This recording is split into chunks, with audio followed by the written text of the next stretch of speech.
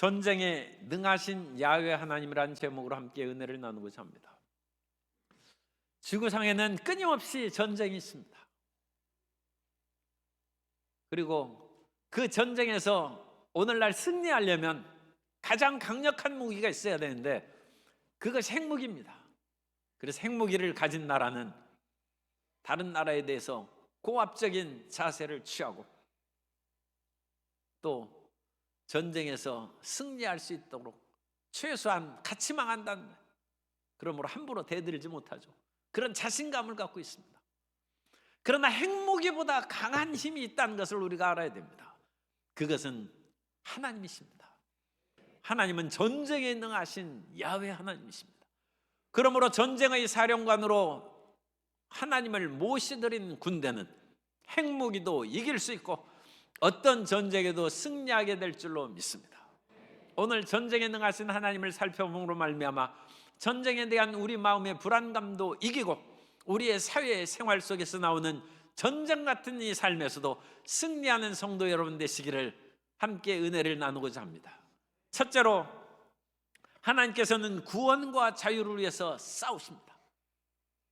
하나님께서는 억압받고 핍박받고 고통당하는 자를 위하여 싸우시는 하나님이십니다. 이스라엘 백성들이 주전 2000년기에 가장 강력한 애굽에서 노예로 살고 있어요. 이스라엘 백성들이 애굽에 들어가기 전부터 이미 700~800년 전에 이미 피라미드를 건설한 나라가 이집트, 애굽입니다. 그 피라미드 가장 큰 것은 2.5톤짜리 석재가 230만 개를 쌓았으면 합니다. 그것이 주전 2500년 전에 건설된 피라미드입니다. 그런 강력한 나라에 야곱과 그 가족들이 70명이 들어가서 번성했는데 거기에서 이제는 노예로 전락하여 살아가고 있을 때 누가 그 이스라엘 백성들, 그 자손들을 애굽의 손에서 건져낼 수 있겠습니까? 오늘 우리가 출애굽기 본문을 읽은 후에 하나님께서 모세에게 말씀을 주셔서 이 백성들에게 젖과 꿀인 땅으로 내가 너를 인도하려 갈 것이다, 그렇게 모세를 통하여 말씀을 전했는데 출애굽기 6장 9절에 보면 백성들이 안 믿었어요. 모세가 이와 같이 이스라엘 자손에게 전하나 그들이 마음이 상함과 가혹한 노역으로 말미암아 모세의 말을 듣지 아니하였더라. 그들의 마음은 상할 대로 상해서 이제는 스스로 자기 자신을 추스려 일으킬 수 있는 힘이 없어요.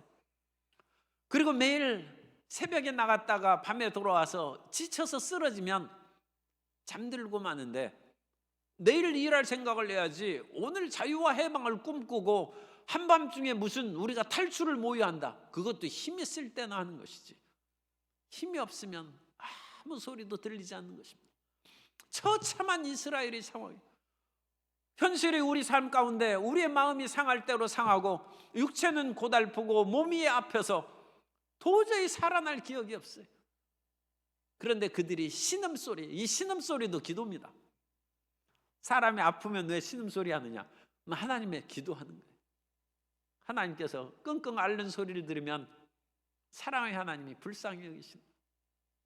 이스라엘 백성들이 신음소리 부르짖음을 들으시고 하나님이 아브람과 이삭과 야곱에게 행한 언약을 기억하셨다. 하나님이 일하시는 것입니다. 오늘 우리가 어떤 어려움 가운데 있을지라도 예수님 안에서 우리에게 주신 약속이 있습니다.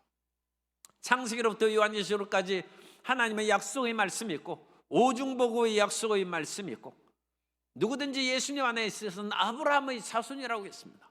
아브라함의 복이 예수 안에서 우리 모든 이방 사람들에게도 임하게 된 줄로 믿습니다. 그것이 약속입니다. 그 언약을 붙잡고 있으면 하나님께서 그 언약의 레일 위에 타고 구원의 열차를 보내주시는 것입니다.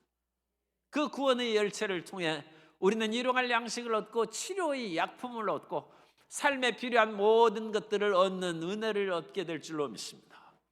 그리고 하나님께서는 그 아브람과 이삭과 야곱에게는 언약을 기억해서 이 백성을 아무리 강력한 애국 군대라 할지라도 내가 이끌어내야 되겠다.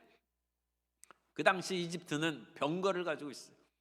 병거 부대는 고대 세계에서 그야말로 놀라운 무기입니다. 오늘날 핵무기나 마찬가지입니다. 이스라엘 백성들이 하나님의 은혜로 가나안 땅을 차지했어요. 그런데 그 가나안 땅에 들어가 보니까 평지에는 가나안 원래 족속들이 살고 있는데 병거 부대를 가지고 있어서 이스라엘이 그들을 쫓아내지 못하였다고 사사기에 기록되어 있어요. 강력한 무기입니다. 오늘날 핵무기나 마찬가지.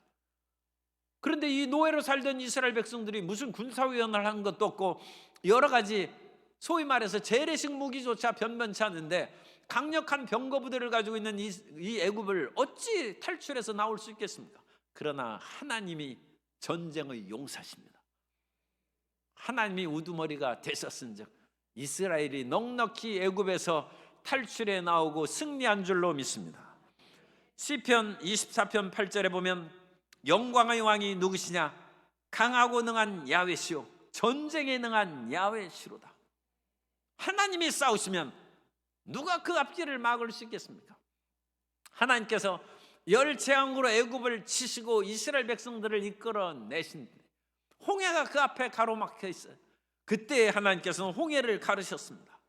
시편 106편 9절 이하에 보면 이에 홍해를 꾸짖으시니 곧 말이니 그들이 인도하여 바다 건너가기를 마치 광야를 지나감 같게 하사 그들을 그 미워하는 자의 손에서 구원하시며 그 원수의 손에서 구원하셨고 그들의 대적들은 물로 덮으심에 그들 중에서 하나도 살아남지 못하였도다. 이 하나님이 싸우시는 전쟁을 거룩한 전쟁, The Holy War, 성전이라고. 성전. 이 성전은 하나님의 사령관이 되어서 싸우시는 것입니다. 하나님께서는 이 재래식 무기도 사용하시고 바람과 돌멩이도 사용하시고 다윗이 골리앗을 물리칠 때 돌멩이 물맷돌 5개를 가지고 가서 물맷돌 1개를 던짐에 골리앗이 맞아 쓰러졌어요. 하나님께서는 돌멩이도 사랑하시고 사용하시고 우박도 사랑하시고 홍해물도 사용하시고 전쟁에 능하신 하나님께서 모든 것을 사용하셔서 승리케 하시는 것입니다. 그러므로 이스라엘 백성들은 하나님의 행하신 것을 믿음으로 바라보기만 하면 돼요.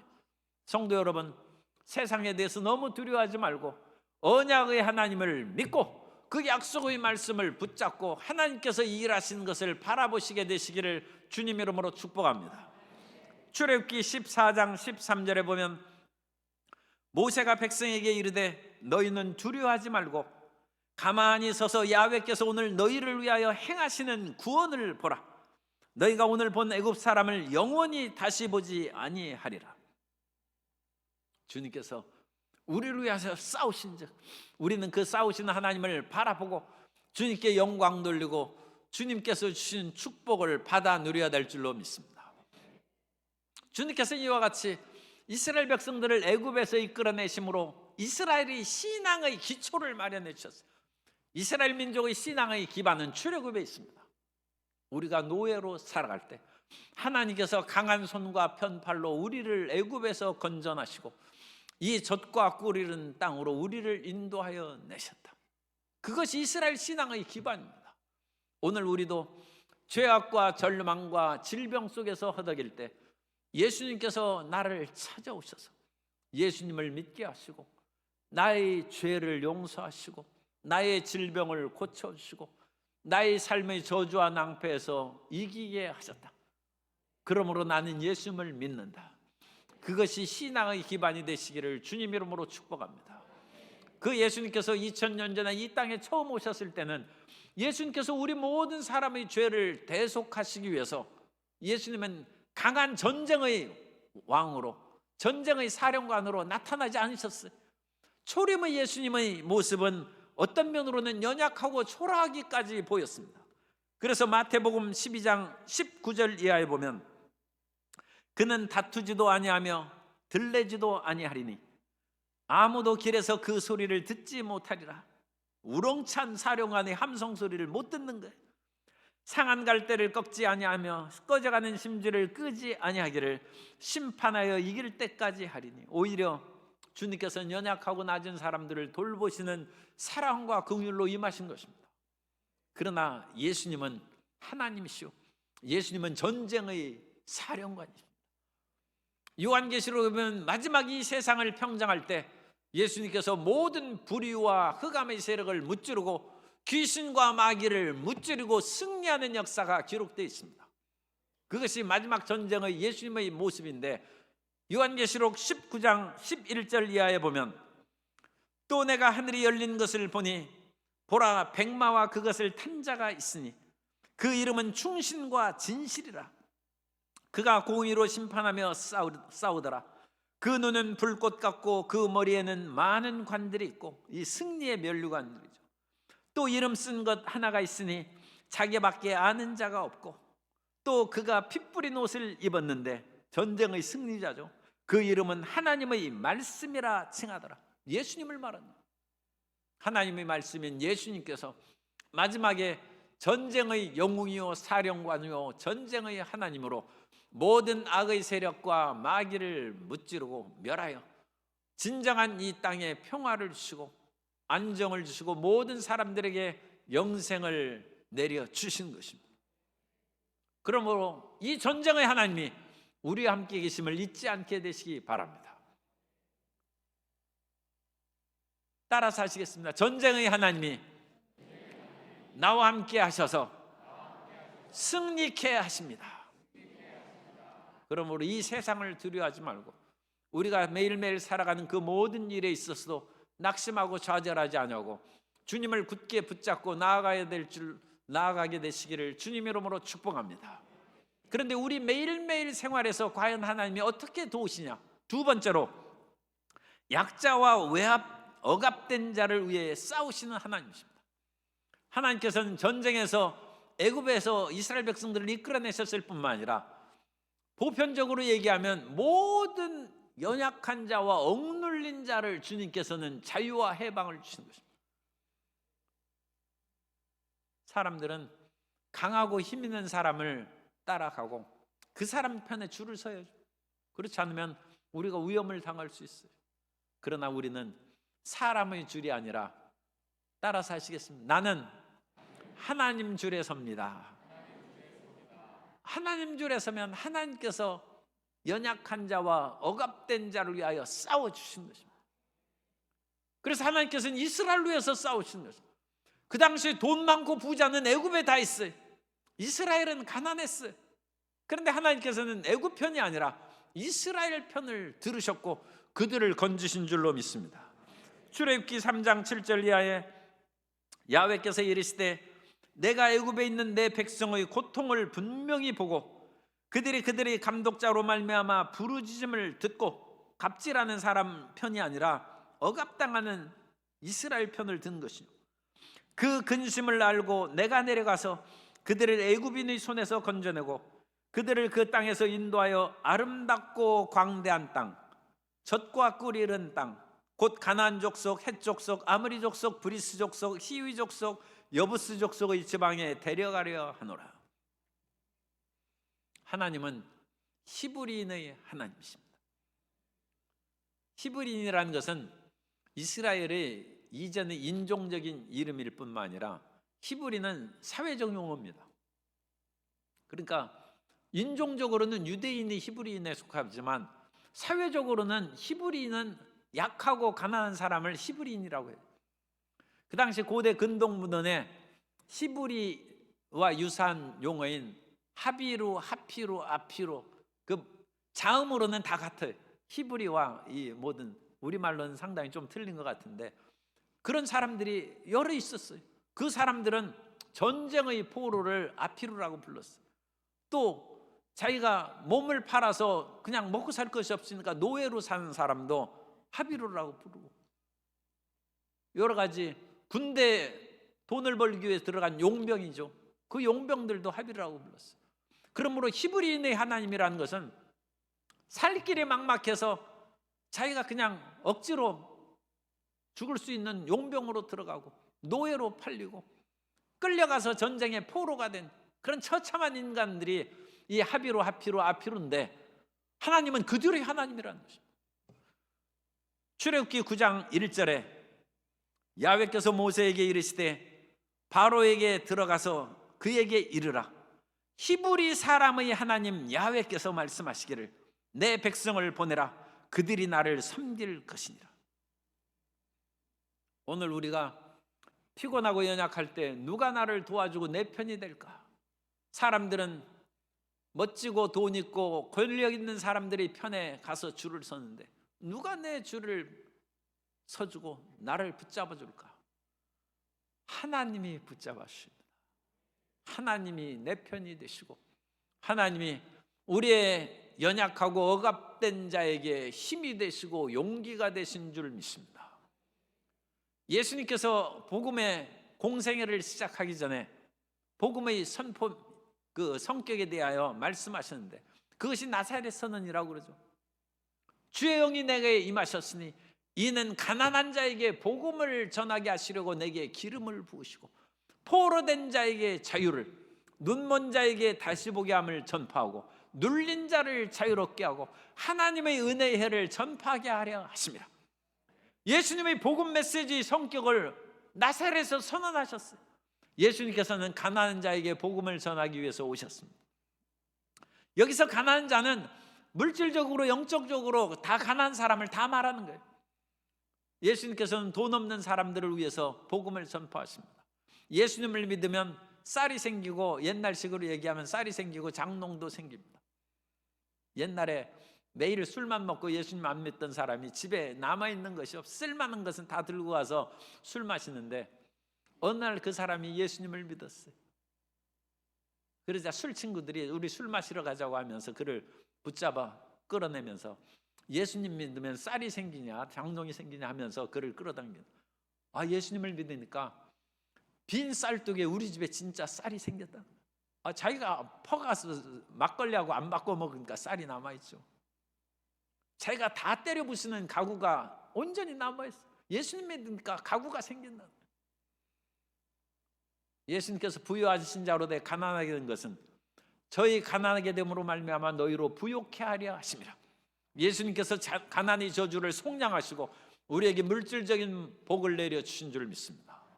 우리가 영적인 가난한 것에서도 주님께서 하나님의 말씀과 성령으로 채워주시니까 우리의 영혼이 기름지는 것이, 사람이 밥을 먹으면 몸이 기름지고 하나님의 말씀을 먹고 기도하면 성령 충만하면 영이 기름지게 될 줄로 믿습니다. 그래서 우리는 몸만 비대할 것이 아니라 우리의 영혼이 비대하고, 비대하다는 말은 좀 어감이 그래요. 우리의 몸이 튼튼하고 건강하고 힘으로 충만해야 될 줄로 믿습니다.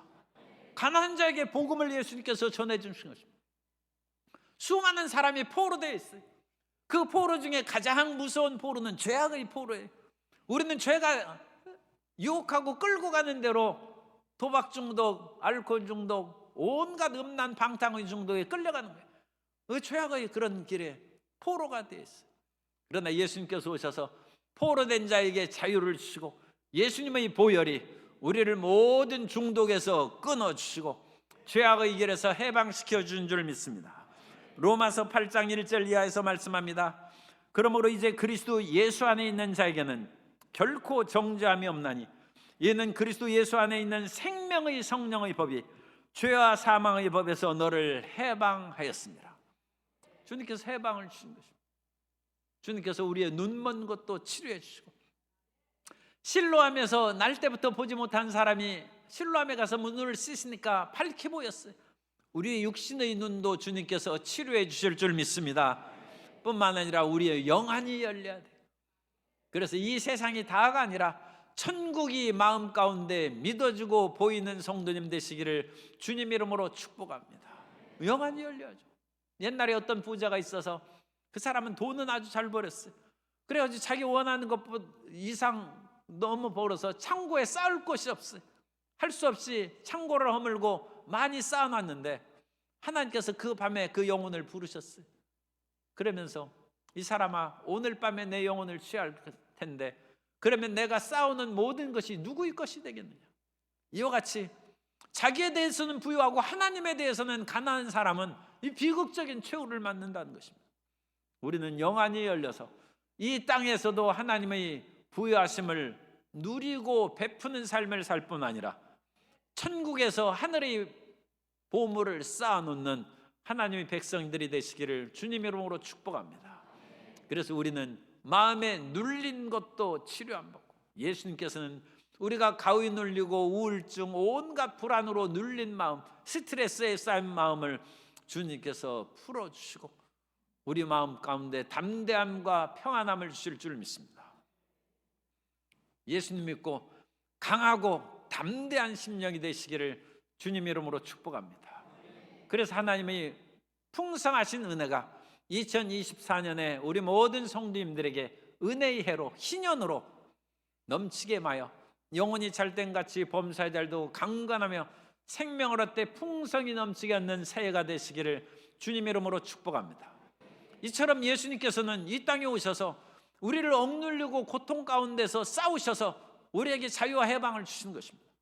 하나님께서 이스라엘 백성들에게 일용할 양식을 주신 것처럼 예수님께서 오늘 우리를 위하여 오셔서 우리를 가난하고 포로되고 눈멀고 눌리고 은혜 없는 삶 속에서 다 회복시켜 주셔서 자유와 구원을 얻게 해 주신 줄 믿습니다. 그런데 그 풍성한 은혜를 우리가 2024년에 더 확실히 받아 누릴 수 있는 길은 성령 충만함을 받는 데 있습니다. 우리 옆에 계신 분에게 성령 충만함을 받읍시다. 세 번째로, 성령을 부어주셔서 하나님께서는 구원과 승리를 주십니다. 구원과 승리가 우리가 말씀을 읽고 열심히 기도함으로써 이루어집니다만, 그것이 확실하게 나타나는 그런 증거를 체험하려면 성령 충만함을 받는 것이 가장 확실한 증거가 됩니다. 구약시대에도 이스라엘 백성들이 여러 가지 많은 어려운 일을 겪었는데, 그 어려운 일을 겪을 때 하나님께서 성령을 보내주셔서 그 어려움에서 회복하고 승리와 자유를 주신 줄 믿습니다. 이스라엘 백성들이 주변 백성들로 말미암아 큰 고통을 당하던 대표적인 시대가 사사시대. 여호수아가 죽은 후에 이스라엘 백성들이 하나님의 말씀대로 살아가지 아니하고 발과 아세라 우상 숭배를 함으로 주변의 여러 민족, 미디안, 모압, 암몬, 또 가나안, 메소포타미아, 이 여러 사람들이 이스라엘을 억압하고 노예 생활을 시키고, 또 기드온 때에는 추수할 때마다 찾아와가지고 몽땅 그거를 다 털어가서 다 걷어가는 것입니다. 이스라엘 백성들이 먹고 살 길이 없어요. 그런데 하나님께서는 그런 때마다 사사를 보내주셔서 이스라엘을 건지셨는데, 성경에 기록이 사사가 많이 나온 사사들이 있고, 어떤 사사는 2절, 3절만 기록된 사사들이 있어요. 2절, 3절 기록된 사사들은 전쟁에서 싸운 사사가 아니라 평화시에 재판하면서 지내던 사사입니다. 그래서 그 사사들을 소사사, 마이너 저지라고 그럽니다. 그리고 전쟁에서 싸우던 승리한 사람, 기드온 같은 사람, 드보라와 바락 같은 그런 에훗 같은 사람들은 전쟁의 영웅에 대사사, 메이저 저지라고 그럽니다. 대사사로.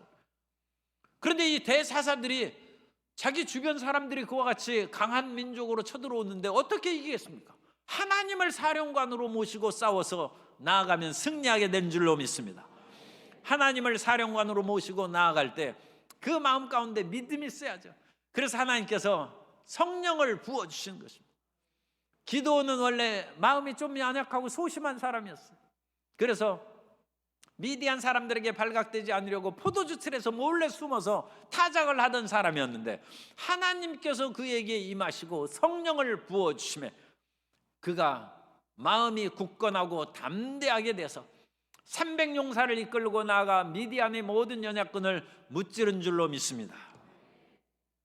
사사기 6장 34절에 보면 야훼의 영이, 성령이죠, 야훼의 영이 기드온에게 임하시니 기드온이 나팔을 불매 아비에셀이 그의 뒤를 따라 부름을 받으니라.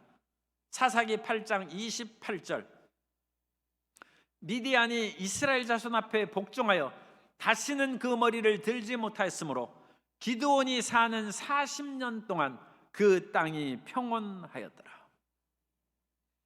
기드온이 야훼의 영, 성령의 충만함을 받고 미디안을 무찌른 후에 그 땅이 40년 동안 사는 동안 평안함을 가졌다는, 우리 성도님들이 2024년 성령 충만함을 받고 여러분들이 살아가는 그 모든 동안 가정이 평안하고 직장이 평안하고 이 대한민국이 평안하게 되시기를 주님의 이름으로 축복합니다. 성령 받은 사람이 가정과 사회에 평안함을 가져오는 것입니다. 그러므로 오늘날까지 하나님께서 이 전쟁과 일제강점기의 소용돌이 속에서 아무것도 없는 대한민국을 부흥시킨 것은 하나님이 역사하셨기 때문입니다. 제가 일제시대에는 태어나지 않았기 때문에 모릅니다만 어쨌든 그때는 놋그릇, 밥숟가락까지 다 잔악한 일제에서 다 뺏어갔다. 거기에다가 빈털털이 된 이 나라가 6.25 전쟁으로 말미암아 모든 것이 잿더미가 됐어요. 거기에다가 해방으로 돌아온 후에 이념이 통일되지 않았어요. 그야말로 동서남북이 가득한 것, 동서의 양대 진영의 이념론, 그 보수와 진보의 다툼에, 동서의 갈등이, 남북은 이데올로기 이념의 갈등입니다. 그것처럼 해방 후에 우리나라에서는 3대 이념이 있었다는 거예요. 공산주의, 민족사회주의, 민주주의. 옛날엔 일제 물치르기 위해서 공산주의가 나라 독립을 위해서 싸운 그 공헌이 있어요. 그런데 해방된 후에 공산주의와 민족사회주의, 또 미국에서 활동하는 그런 이승만 박사나 도산 안창호 선생 같은 그런 민주자유주의가 이제 새 그룹이 들어와서 그야말로 서로 싸우고 나라가 복잡해졌어요. 그런데 대한민국은 민주주의를 선택했어요. 그래서 이 대한민국은 남한은 자유민주주의 국가로 세워져서 그 잿더미에서 오늘날 세계 경제 10위권의 대국으로 성장하고 문화도 크게 창달되고 발전하여서 K-팝이 온 세계를 휩쓸어버리고, 무슨 영화가 또 성난 사람들인가 뭐 그런 그거 있었다고 그래요. 그런데 거기에 있는 그 감독이 신문 기사에 보니까 자기가 우리나라 이름을 쓰는 것이 부끄러웠다는 거예요. 세종대왕이 만드는 한글 이름을 쓰는 것을 미국 사람들이 잘 발음을 못하는 거 부끄러워서 영어 이름으로 그와 같이 썼는데 이제는 당당하게 자기 한국 이름을 쓴다는 거예요. K 문화죠. K-팝 정도가 아니라, K 영화 정도가 아니라 K 그야말로 문화 대국이다. 그 길로 걸어간 것은 남한이 자유민주주의를 선택한 결과인 줄로 믿습니다. 자유민주주의를 선택함으로 말미암아 모든 사람들이 어렵고 힘들 때 오살리 기도원에 가서 부르짖어 기도하고 성령 충만함을 받아서 몸을 치료받고 사업의 문제를 해결하고 어려운 사업을 크게 성장 부흥하고 그야말로 부자가 된 줄로 믿습니다. 이게 자유민주주의 덕이, 신앙의 자유가 없이는 어찌 하나님께 부르짖겠습니까? 오늘 우리가 믿음의 자유를 준 대한민국에 사는 것을 기뻐하고 그 믿음의 자유를 갖고 이제도 여전히 위협과 전쟁의 그런 위협으로 고통을 주는 이 모든 현상을 탈피하고 승리해야 될 줄로 믿습니다. 신문의 칼럼에 보니까 북쪽의 지도자가 자꾸 전쟁을 운운하고 남한을 위협한 이유는 지금 북한의 무기 재고가 많이 떨어졌기 때문이라는 그런 기사를 썼어요.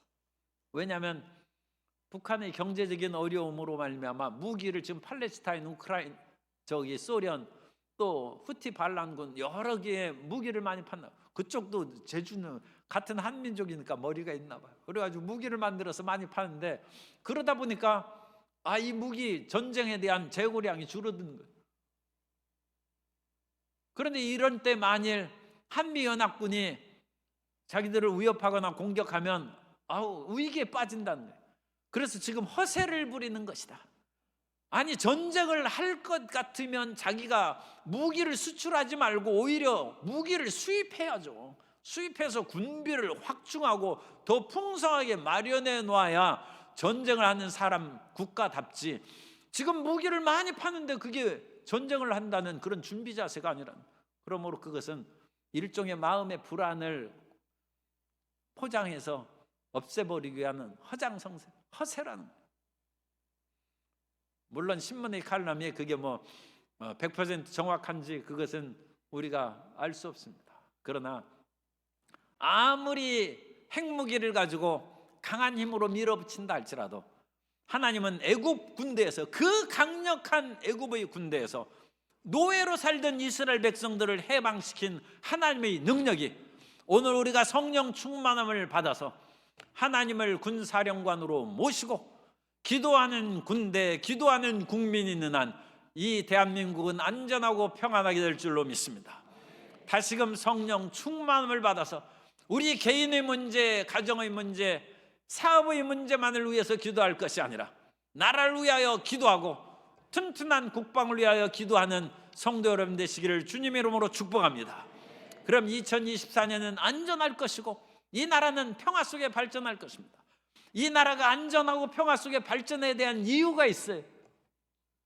우리가 전쟁에서 이기는 것이 문제가 아니에요. 전쟁하면 피차간에 수많은 살상이 있기 마련인데 우리가 전쟁에서 이겨도 나라의 모든 것이 파괴되고 그러면 빵과 복음을 세계 선교에 활용할 수가 없어요. 우리 국내의 그런 파괴된 것을 재건하는데 시간을 보내고 모든 물자를 보내야죠. 어찌 선교사를 보내고 어찌 가난하고 굶주린 세계 각국의 사람에게 빵과 복음을 전할 수 있겠습니까? 주님이 오실 날이 심히 가까운 이때, 언제 오실지 우리는 알 수 없습니다만 주님이 오실 날까지 우리는 5대양 6대주의 복음을 전파하는 제사장 국가로 이 나라가 선택된 줄로 믿습니다. 그 일을 수행하기 위해서 안정 속에 발전하고 번영하는 대한민국이 되되 많은 돈 가지고 우리가 세상의 허랑방탕한 일에 돈 쓰지 말고 하나님 나라를 위하여 일하고 헌신하는 우리 크리스찬 되고 한국 사회가 되어야 될 줄로 믿습니다. 그러면 주님께서 하나님의 일을 수행하기 위해서 이 나라를 핵무기로부터 보호하여 주옵시고 전쟁으로부터 지켜주실 줄 믿습니다. 하나님은 전쟁의 하나님이시기 때문입니다.